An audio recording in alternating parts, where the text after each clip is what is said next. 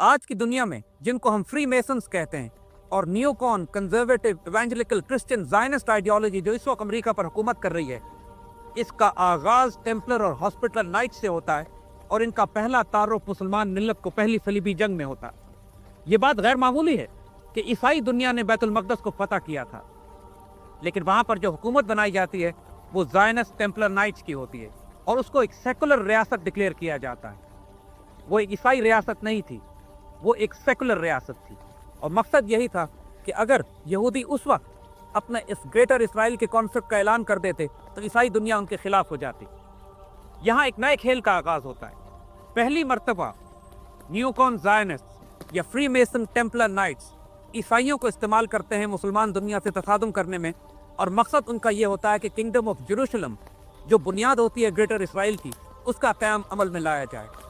आज की दुनिया में एग्जैक्टली वही खेल दोहराया जा रहा है। 1000 साल के बाद आज के free mason Templar knights, neocon evangelical Christian Zionist ईसाई दुनिया को बेवकूफ़ बनाकर मुसलमान मिल्लत पर मुसल्लत करने की कोशिश कर रहे हैं। जो आज की सलीबी जंगें मुसलमानों और ईसाइयों के दरमियान लड़ी जा रही हैं, उसके पीछे वही मुहर्रिकात हैं जो किंगडम ऑफ जेरूशलम को कायम करने में टेम्पलर और हॉस्पिटल नाइट्स के थे। अब तारीख एक नए दौर में दाखिल हो चुकी है।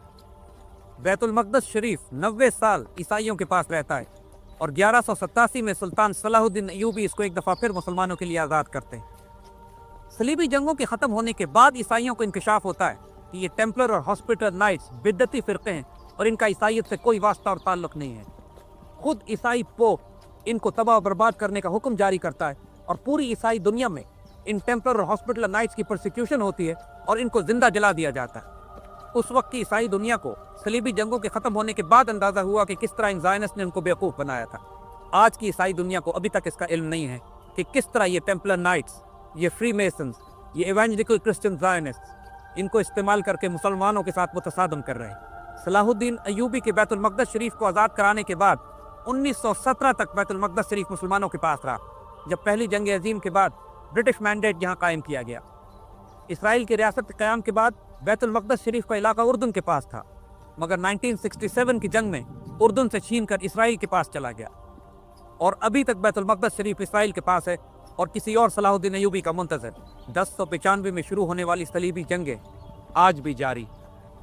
इंशाअल्लाह आइंदा आने वाले दिनों में हम तफसील से सलीबी जंगों का मुताला करेंगे और उन तमाम मुसलमान हीरोज़, मुजाहिदीन, गाजियों और तलवारों का जिक्र करेंगे कि जो वक्तन फ़वक्तन अल्लाह ताला उम्मत के दिफा के लिए भेजता रहा।